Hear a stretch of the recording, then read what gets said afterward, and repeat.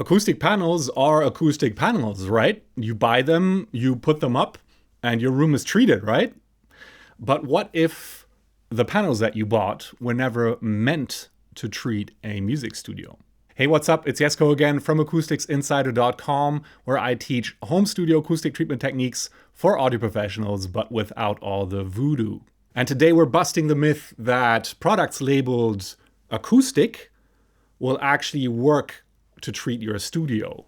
So if you've put up panels in your room and it didn't really make any improvement to how your mixes translate, this is probably why. Now, real quick before we get started, if your room's room modes and bass are just driving you crazy, you can't get your low end to translate properly, then I want you to check out my premium course, Build a Better Bass Trap, at the link in the description. This is my step-by-step program to teach you how to get that deep, clean low end in your studio without killing your room's vibe or wasting any money. You'll learn how to tackle room modes, build bass traps that actually work, and get that clarity and punch from your mixes even in smaller rooms. Again, that's my Build a Better Bass Trap course. Check it out at the link in the description. But with that, let's get back to the topic in this video. And first of all, why it's so easy to fall into this trap of thinking that something called or labeled as acoustic will also work in your studio. And I think the main reason is that obviously if you Google acoustic treatment, the first thing that comes up is usually some sort of Amazon link with some sort of like foam tiles that you can stick on your wall, maybe some felt room dividers that are meant to go between office desks. And then recently we gotten this just onslaught of these wood slats stuck to a black felt backing, which you can see in just about any backdrop of a podcasting studio these days. And since they're usually also just cheaper than anything else out there, it's easy to think, let's give this a shot. Maybe it'll help. And they do help, but for a different job. And I think that's really the essence of what you need to understand when you're looking at these products. They do absorb sound, usually, but not the sound that matters in a studio. These products are meant for offices and primarily improving speech intelligibility. So we're talking like conference calls, open plan offices, meeting rooms, that sort of thing. Anywhere where you just need to understand each other properly, and also where voice recording matters to some extent, because as we'll see, they don't really cover the full range occupied by human speech in the first place. But basically they're there to reduce the reverb in a room in order for people to just understand each other better. So speech typically occupies a frequency range of, at the lowest, maybe 100 hertz up to, well, with sibilants, obviously we're talking in the high kilohertz, but the important bit sits between, let's say, 250 hertz and 4 kilohertz maybe. And that's usually what these products are optimized for, and they tend to also do it pretty well. It's basically like comparing a spoon and a fork, right? If you want to eat a soup, you need a spoon. And a fork is a great tool to eat some fries, but it's not going to help you if you want to eat soup. And it's kind of the same here. So when you put them in your studio, they don't usually help all that much because all the interesting bit happens below the range where these products work. And of course, we're talking below 100 hertz here and even further down than that. Bass, obviously, right? So just as a comparison, here I've pulled up the porous absorber calculator. So we've got frequency on the x-axis, and then we've got absorption coefficient on the y-axis. You can kind of imagine this as absorbing sound in percentage, if you will, from 0 to 100%. And so this particular 50 millimeter deep absorber, right? So this is 2 inches of, let's say, acoustic foam. Really only fully absorbs below maybe 1 kilohertz. It kind of does a decent job down to maybe 500 hertz, and obviously above that as well. But anything below that, it doesn't do anything at all, right?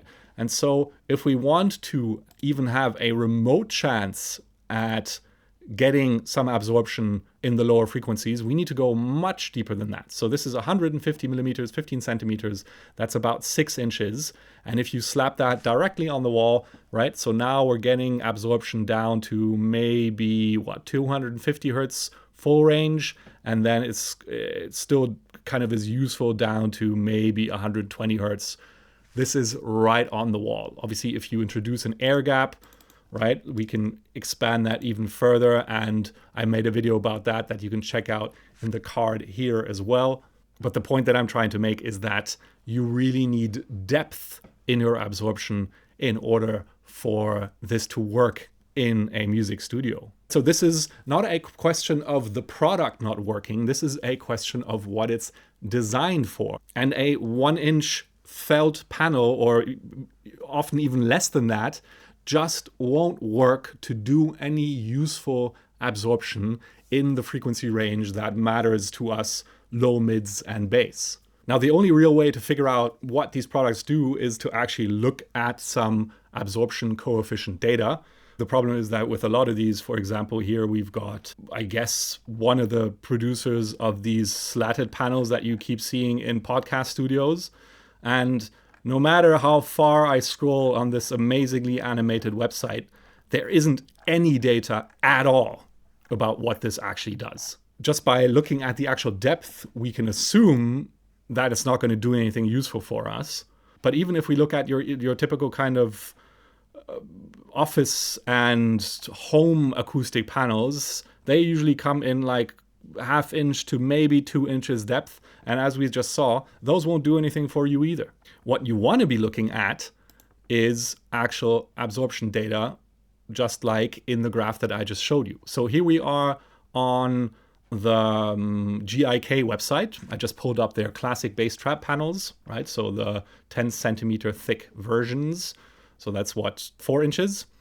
And if we go down, they have proper performance data because they tested all their panels, or they test all their panels at the University of Salford, right? And so we can see the actual absorption data down to 40 hertz for various different depths of their panels.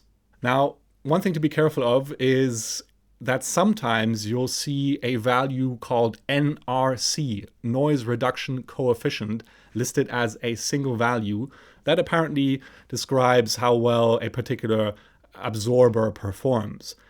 The problem is that this number basically averages across the range between 250 hertz and 2 kilohertz. It does not respect any data below 250 hertz and above 2 kilohertz. So it basically only looks at this range when we're talking about this particular absorber, for example.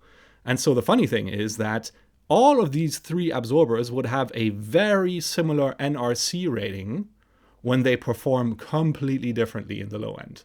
So NRC is not actually a number that is useful to look at when we're judging how well these acoustic panels will work in our home studios. You really need to be looking up proper sound absorption coefficient data, and it needs to actually be present in the range that is interesting to us as home studio owners.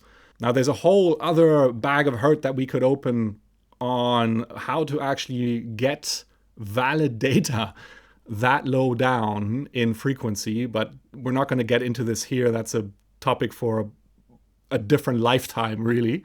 But nonetheless, ultimately, this is what you need to be looking for. And at least down to 63 hertz, you can get reliable testing data from these testing rooms, basically where they measure absorption coefficient. Now, just coming back to kind of the bigger picture again, the danger I find with these acoustic panels is that they give you kind of a false sense of security because they make the room feel more comfortable when you're in it. But that's not the same as accuracy from your speakers, right? So just by reducing the reverb time a bit for reflections in the high frequencies, that will help the room feel better when you're in it.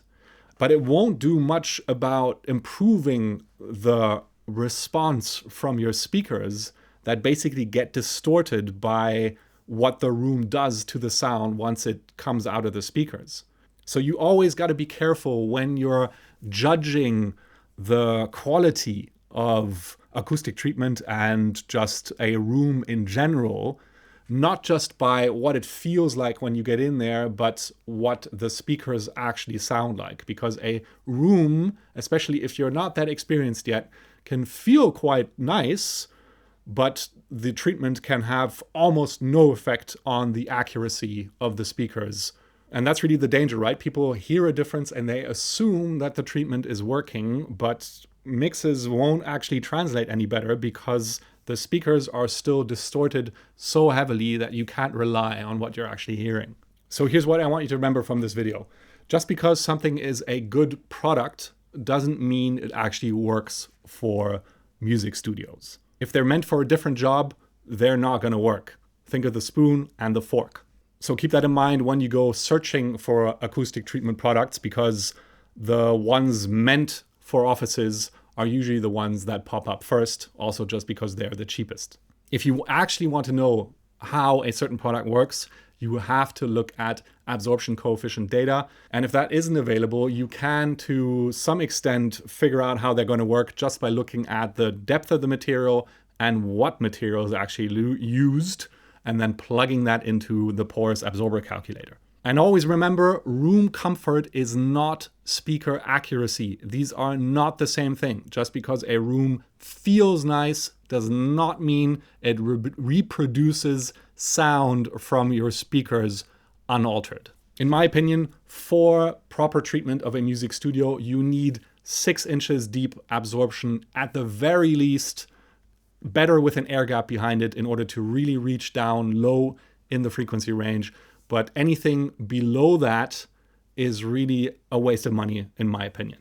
And if you want to dive deeper into the world of bass traps, you can also check out my complete guide to bass traps and bass trapping. I'll also link that below. It's completely free. It's basically like an encyclopedia of all the different bass trap designs out there, both DIY and off the shelf. It's all in there. Porous absorption, bass traps, obviously resonance absorption, active bass traps, and any kind of combination that you could possibly find. It's all laid out really nicely for you so you understand what it is you're looking at if you're looking at bass traps online or thinking of a particular design, how they work, how many you'd need, where you place them. It's all in there. So again, completely free. Check it out. The complete guide to bass traps and bass trapping at the link in the description. But with that, let's get back to learning to trust our ears and having fun making music in the studio. I'll see you in the next video.